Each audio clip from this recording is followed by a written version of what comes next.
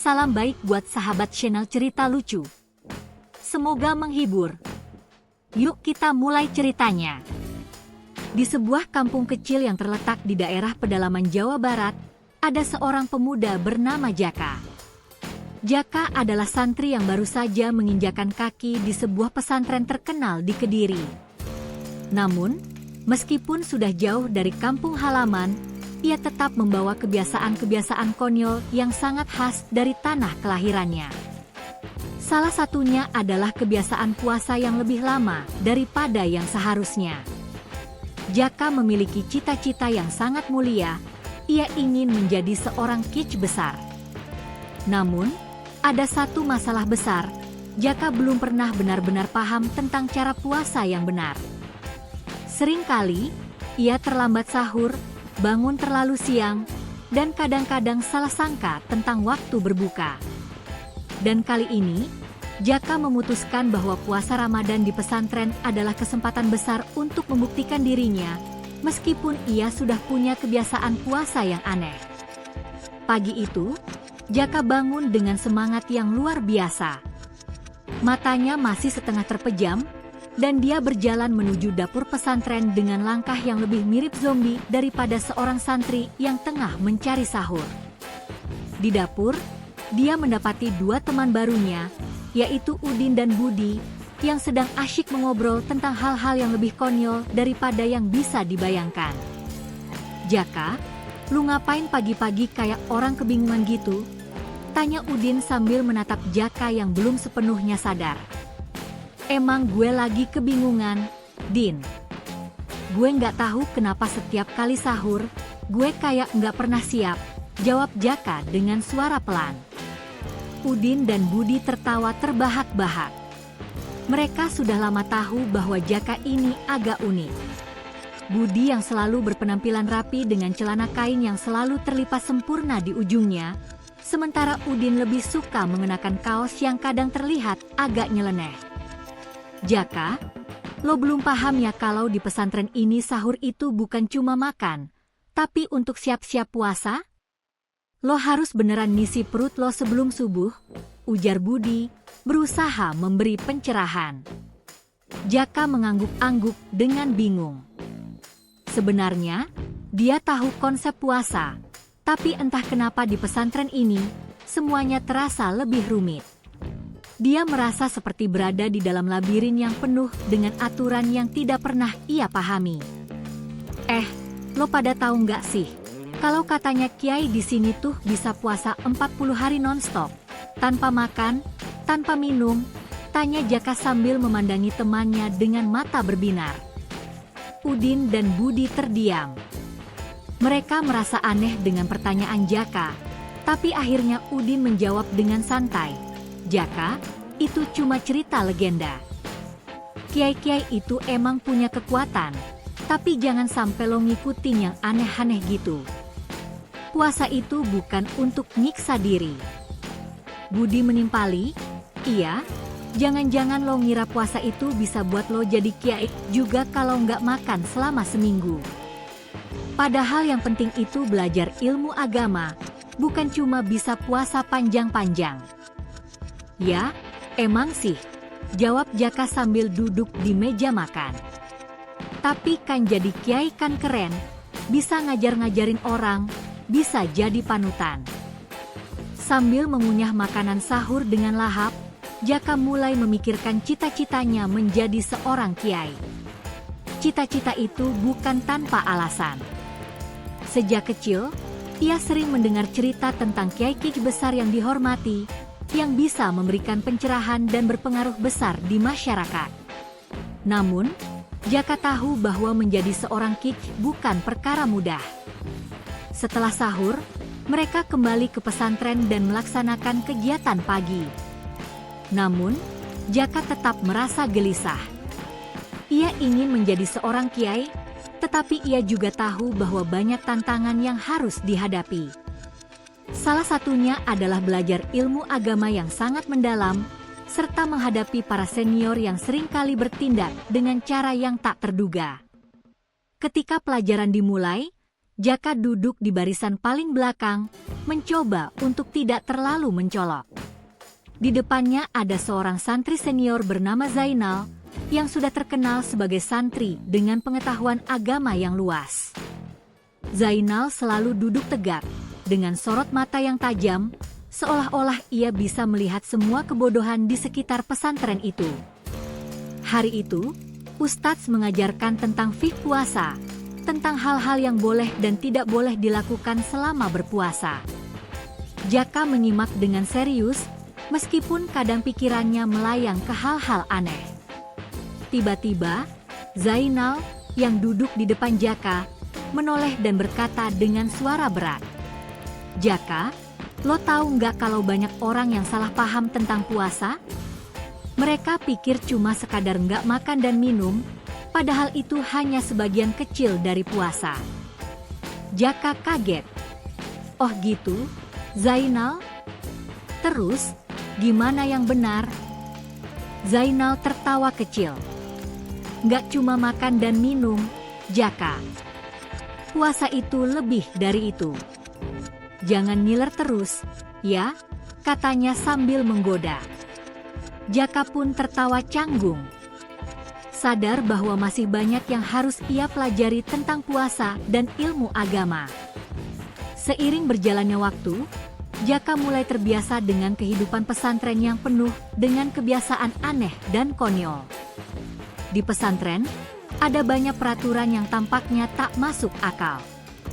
Misalnya, peraturan untuk selalu memakai sarung bahkan saat tidur, atau larangan untuk menyantap makanan lebih dari 3 suap selama jam pelajaran.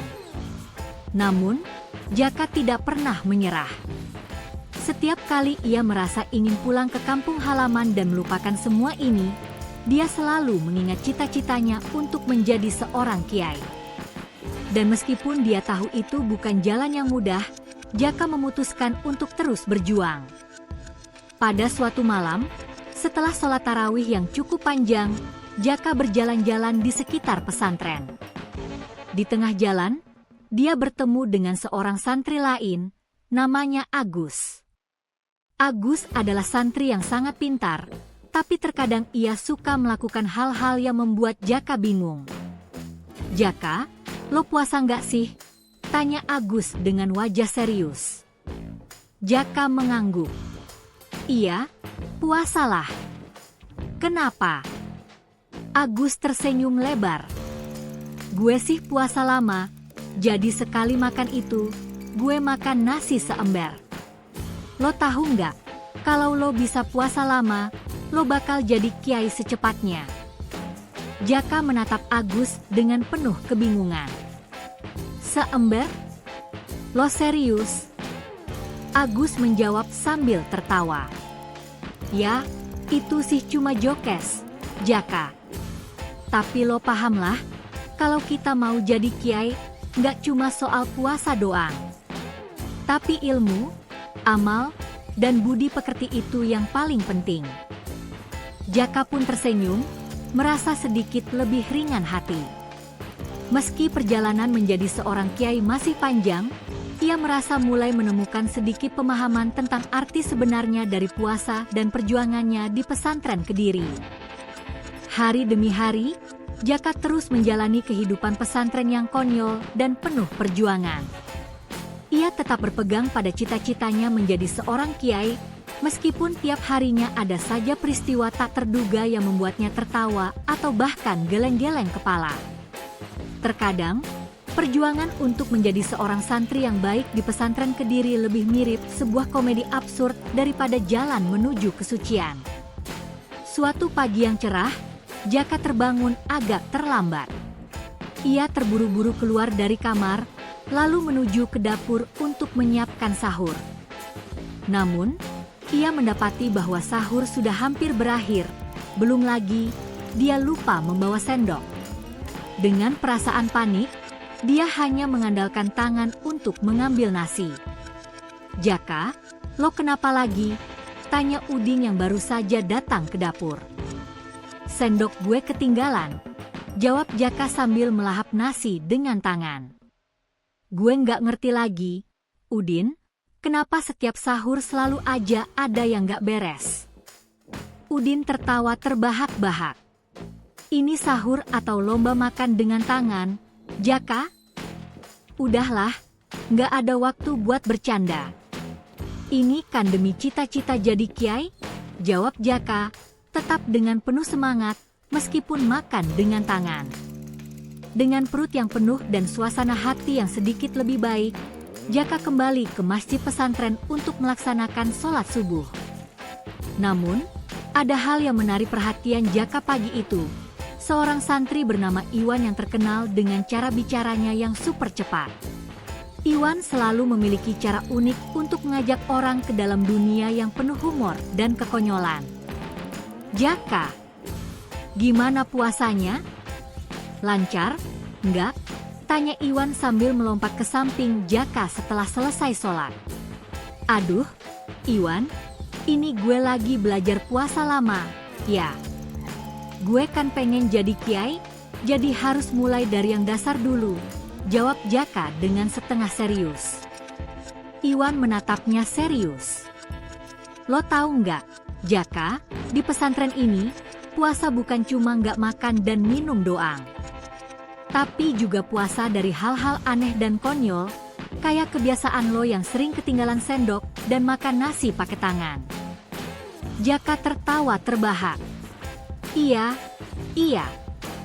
gue akui, gue emang konyol. Tapi ini semua demi cita-cita gue jadi kiai. Suatu hari, gue pasti bisa jadi kiai yang dihormati. Iwan memandangnya dengan tatapan penuh teka-teki. Kiai yang dihormati itu bukan cuma karena dia bisa puasa lama, Jaka. Tapi karena dia bisa memberi contoh, punya ilmu yang bermanfaat, dan bisa menjaga keteladanan. Jangan cuma fokus ke puasa doang, loh. Ya, gue tahu, Iwan. Gue bakal usaha lebih baik lagi, jawab Jaka sambil melangkah menuju ruang kelas. Hari-hari berlalu, dan Jaka semakin terlibat dalam rutinitas yang penuh dengan humor dan konyol di pesantren. Ia terus berusaha belajar dan berjuang, meskipun terkadang godaan untuk menyerah datang begitu besar. Salah satu ujian terberat yang harus dihadapi Jaka adalah ujian puasa yang diselenggarakan oleh para senior pesantren. Semua santri harus mengikuti ujian tersebut, yang melibatkan banyak sekali aturan dan tata cara berpuasa yang lebih detail. Pada hari ujian puasa, Jaka merasa gugup sekali. Semua santri berkumpul di masjid, siap menjalani ujian. Di depan mereka, ada ustadz yang menjelaskan dengan penuh serius mengenai tata cara puasa yang benar. Hari ini, kalian akan diuji dalam segala aspek puasa. Tidak hanya soal tidak makan dan minum, tetapi juga hati, niat, dan perbuatan kalian. Apakah kalian sudah siap? Jaka, yang merasa gugup, mengangguk dengan cepat. Tapi, dalam hati ia merasa bingung. Gimana kalau gue salah puasa? Gue bisa nggak lulus ujian, kan? Di tengah ujian yang penuh dengan aturan-aturan rumit itu, tiba-tiba saja terdengar suara keras dari arah belakang. Ternyata, Budi, teman satu pesantrennya, telah tertidur di tengah ujian puasa. Dan lebih konyolnya lagi, Budi tertidur dengan mulut terbuka, sementara air liurnya menetes di lantai. Semua santri tertawa terbahak-bahak melihat kejadian itu. Ustadz yang sedang mengawasi ujian itu pun terlihat kesal, namun tidak bisa menahan tawa. Budi, apa yang lo lakukan? Ujian puasa ini bukan untuk tidur, ya? Budi terbangun dengan terkejut. Kenapa gue tidur? Kan ini ujian puasa, jawabnya bingung. Lo puasa atau puasa tidur? Tanya Ustadz dengan nada humoris. Semua santri tertawa, dan Jaka pun merasa lebih tenang. Meski ujian puasa kali ini penuh dengan kekonyolan, dia menyadari satu hal penting. Dalam perjalanan menuju cita-cita, tidak selamanya semuanya harus serius dan sempurna. Terkadang, sedikit tawa bisa membuat semuanya lebih ringan. Beberapa minggu kemudian, Jaka semakin berkembang di pesantren. Ia tidak hanya belajar tentang fiqh dan ilmu agama, tetapi juga belajar tentang kehidupan, persahabatan, dan bagaimana menerima kebodohan serta kekonyolan sebagai bagian dari perjalanan hidup. Pada suatu malam, setelah menjalani sholat tarawih yang panjang, Jaka duduk di depan pesantren sambil memandangi bintang di langit. Udin, Budi, dan Iwan datang menghampirinya, dan mereka duduk bersama. "Jaka, lo udah lebih baik sekarang, ya?" kata Udin sambil tersenyum. "Lo juga udah nggak ketinggalan sendok lagi, kan?" tambah Budi. Iwan menimpali dengan tertawa, "Dan lo udah nggak makan nasi pakai tangan, kan?" Jaka tersenyum lebar. "Iya, gue udah banyak belajar. Tapi gue juga sadar, menjadi kiai itu bukan cuma soal ilmu agama atau bisa puasa lama. Tapi lebih tentang memberikan manfaat untuk orang lain. Jadi, meskipun gue pengen jadi kiai, gue juga harus jadi orang yang bisa memberi contoh baik." Mereka semua tertawa, dan malam itu terasa lebih cerah.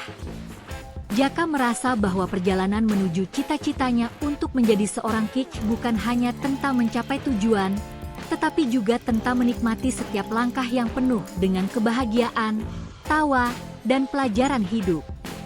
Dan meskipun perjalanan Jaka di pesantren Kediri penuh dengan keanehan dan kekonyolan, ia tahu bahwa ia sedang berada di tempat yang tepat untuk mengejar cita-citanya.